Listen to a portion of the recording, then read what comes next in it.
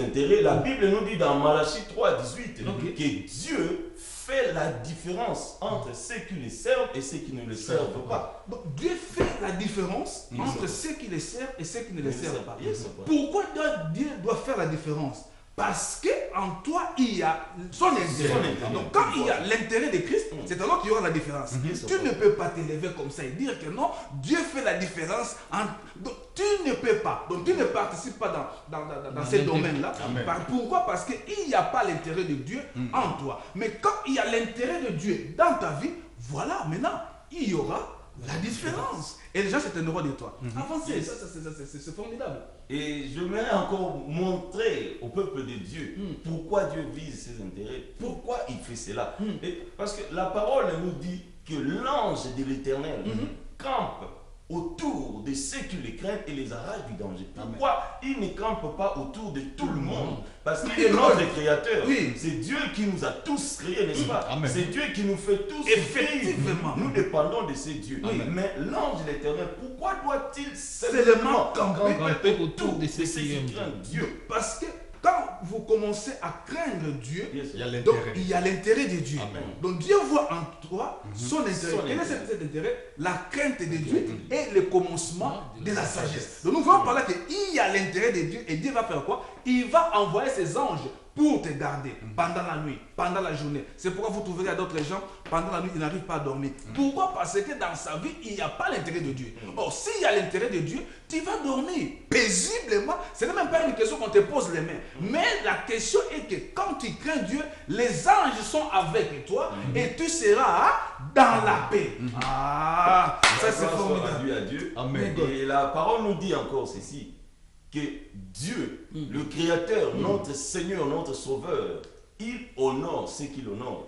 Donc nous voyons toujours là, la parole nous parle que des intérêts. Pourquoi Dieu honore? Oui, honorer seulement ceux qui l'honorent. Donc parce qu'il y a son intérêt. Donc quand il y a son intérêt, il honore aussi la personne qui l'honore. My God. C'est pour nous montrer que Dieu vise ses intérêts. Et la parole nous dit à ceux qui apportent.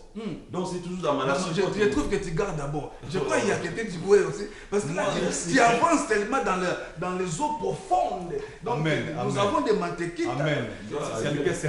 Nous avons la joie de partager ce thème de l'intérêt de Dieu. Donc, il y aura la différence entre ceux qui servent Dieu et ceux qui ne le servent pas. Donc, nous voyons qu'il y a l'intérêt de Dieu. Et l'ange de l'Éternel campe autour de, pas autour de tout le monde, mais autour de ceux qui le servent. Parce qu'il y a l'intérêt de Dieu.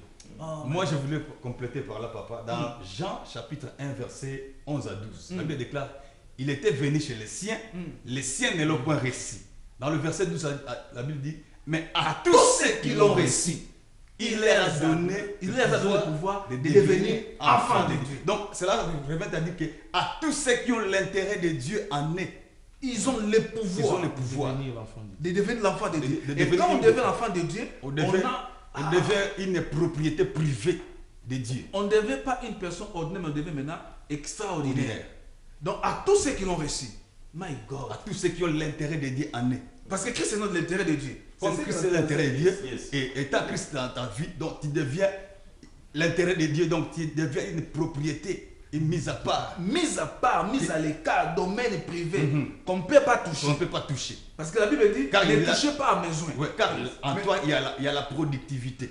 Comme Dieu voit son intérêt à toi, ça veut dire que tu produis quelque chose pour la gloire de Dieu, donc tu deviens une propriété privée pour notre Dieu. Alléluia. Moi, je voulais aussi ajouter ici, nous avons un verset dans la Bible qui nous dit que j'ai été jeune et j'ai vieilli, et je n'ai point vu les riches et justes abandonnés, ni leur progéniture mendier du pain. C'est-à-dire que juste là, puisque nous a dit chercher premièrement le royaume et la justice de Dieu. Juste, c'est quelqu'un qui fait la volonté de Dieu. Quand vous faites l'intérêt de Dieu, quand vous faites la volonté de Dieu, vous ne serez jamais abandonné. Parce qu'il y a l'intérêt de Dieu là-bas. Puisqu'il y a l'intérêt de Dieu. Même si vous vieillissez, mais comme il y a l'intérêt de Dieu, et comme notre Dieu est immortel, il est un Dieu éternel, malgré tout que tu peux quitter cette terme, les œuvres resteront, et que ta descendance bénéficieront de tes œuvres. Pourquoi? Parce que tu as cultivé une vie qui avait des intérêts de Dieu. Ah, que Dieu soit béni. Ça, c'est formidable. Mais s'il faut toujours qu'on puisse pas continuer dans des intérêts. J'aime ça, j'aime ça. Et la parole nous dit toujours dans Malachie, nous connaissons bien ce verset. Quand je méditais, je me suis dit, mais pourquoi Dieu menace-t-il? Parce que la Bible nous dit à ceux qui apportent dans la maison du trésor les dîmes et les offrandes. Si vous lisez le verset, vous verrez que le verset qui suit, l'Éternel Dieu dit qu'il menacerait. Pourquoi Dieu menacerait-il ceux qui dévorent? My God.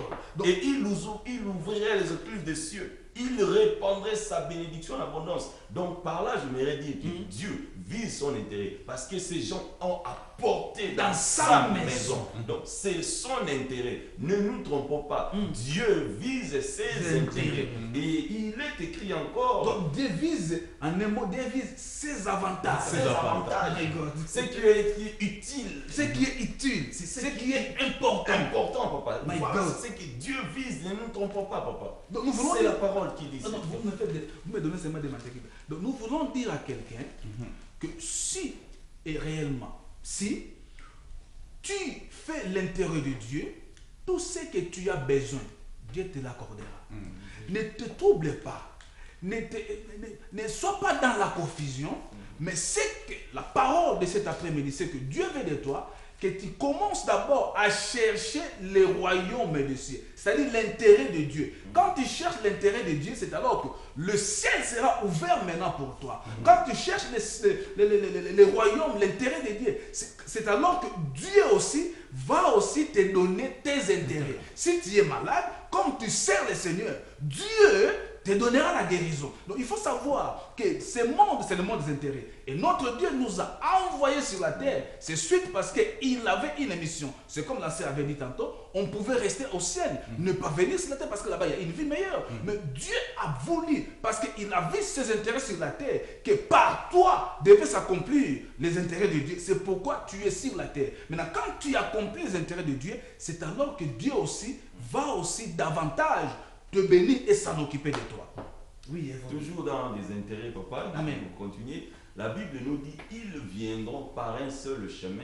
Ils viendront devant toi par sept chemins. Mais pourquoi nous devons nous poser? Est-ce que c'est tout le monde?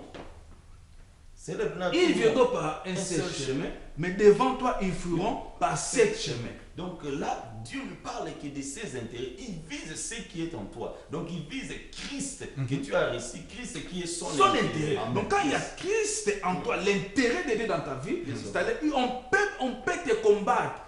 Là, c'est ce que la Bible dit. 1000 tomberont à ta gauche, 10 000 à ta droite. Ils viendront se liguer contre toi, des milliers et des milliers de gens, mais devant toi, même s'ils viennent par un seul chemin. Quand on dit un seul chemin, c'est-à-dire ils ont eu un compromis. C'est-à-dire ils ont eu une pensée pour te combattre. Mais Dieu dit, il va les disperser devant toi par cette chemin. Donc, Dieu sèmera la confusion dans leur vie. My God, c'est formidable. Donc, nous devons apprendre à chercher l'intérêt de Dieu. Donc, en cherchant l'intérêt de Dieu, c'est alors que nous aurons ce que nous avons besoin. Évoluer, mes bien-aimés, c'est formidable. Moi, je voulais compléter dans Psaume 34, verset 16.